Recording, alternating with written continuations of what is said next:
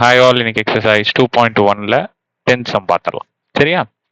Prove that two consecutive positive integer. நான் ஏற்கனவே இதை நான் சொல்லியிருக்கேன் உங்களுக்கு. டூ கான்செகட்டிவ் அப்படின்னா அடுத்தடுத்த நம்பர் பாசிட்டிவ் இன்டீஜர். இப்போ ஒரு நம்பர் வந்து டூ கான்செகட்டிவ் அப்படின்னாலே ஒரு நம்பர் ஈவன் நம்பராகவும் இன்னொரு நம்பர் ஆட் நம்பராகவும் தான் எடுக்கணும். அப்படிதான் இருக்கும். ஓகேவா? அப்படிதான் இருக்கும், அப்படிதான் நீங்க எடுக்கணும். ஓகேவா? டூ கான்செகட்டிவ் பாசிட்டிவ் இன்டீஜர்ஸ், அதாவது ஒரு நம்பர் n அப்படின்னா அடுத்த நம்பர் டெஃபினட்டா இப்படி தான் இருக்கும், n+1 இந்த ஃபார்மேட்ல தான் இருக்கும். டூ கான்செகட்டிவ் பாசிட்டிவ் இன்டீஜர் நல்லா ஞாபகம் வச்சுக்கோங்க. இந்த மாதிரி கேட்டாங்கனாலே n+1 ஞாபகம் வச்சுக்கணும். ரைட்டா சாமி?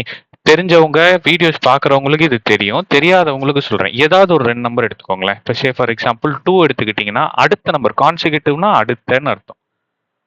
அடுத்த அப்படின்னு அர்த்தம். அடுத்த டூ அடுத்தடுத்த நம்பர்ஸ். ஸோ இங்க 2 எடுத்தீங்கன்னா அடுத்தது 3 தானே இருக்கும். ஒருவேளை இங்க 3 எடுத்தீங்கன்னா அடுத்தது 4 தானே இருக்கும். ஸோ இதுதான். அப்போ 2 + 1 3. இப்போ 3னா 3 + 1 4.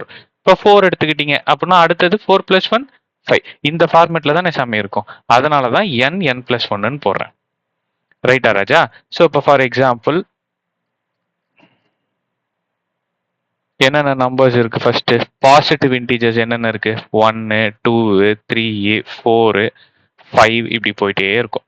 ரைட்டா? ஸோ இதெல்லாம் தான் என்னோட பாசிட்டிவ் இன்டீஜர். ரைட். சரி, இதெல்லாம் தான். இப்போ அவங்க என்ன பண்ண சொல்றாங்க? ப்ரூவ் பண்ண சொல்றாங்க. என்னத்தை ப்ரூவ் பண்ண சொல்றாங்க? They are always coprime. Coprime அப்படின்னா என்ன தெரியுமா சாமி? அதோட ஃபேக்டர் 1-ஆ இருக்கணும். அதாவது அதோட ஃபேக்டர் அப்படின்னா என்னன்னா, இப்போ நல்லா கவனி. நானா எடுக்கிறேன் பாருங்க. இப்போ 7 8 இந்த ரெண்டுமே ஒரே டேபிள்ல வருமா? எந்த டேபிள்ல வரும்? 1 டேபிள்ல மட்டும்தான் இந்த 7ம் 8ம் வரும். ஆமாவா? சோ இதை இப்படி சொல்லலாம். கோப்ரைம் அப்படின்னா HCF எனக்கு 1-ஆ இருக்கணும். ஹையஸ்ட் காமன் ஃபேக்டர் எனக்கு என்னதான் இருக்கணும்? 1-ஆ தான் இருக்கணும். ஓகேவா? இப்போ இதுக்கு பாருங்களேன், HCF 1. இப்போ நீங்க வேற எந்த நம்பர் வேணா ரெண்டு நம்பர் எடுத்து போட்டு பாருங்க. இப்போ 4, 5 இப்படி இருக்குன்னா இதோட இந்த ரெண்டு நம்பரும் எந்த டேபிள்ல வரும்? 1 டேபிள்ல தான் வரும். அப்ப HCF எனக்கு என்னது? 1. எப்பயுமே சாமி எந்த ரெண்டு நம்பர் எடுத்தீங்கனாலும் இது பாருங்களேன், ஆடு, இது ஈவன், ஈவன் ஆடு. இப்படி ஆட் நம்பர் ஈவன் நம்பரா இருந்ததுனாலே டெஃபினட்டா அது கோப்ரைம் தான். அதாவது HCF 1 தான். ஓகேவா? ஸோ இப்போ இது எப்படி எழுதலாம்னு நல்லா கவனிங்க. If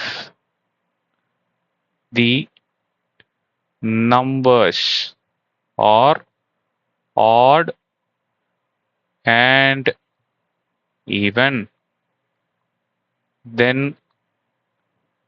their HCF is 1 and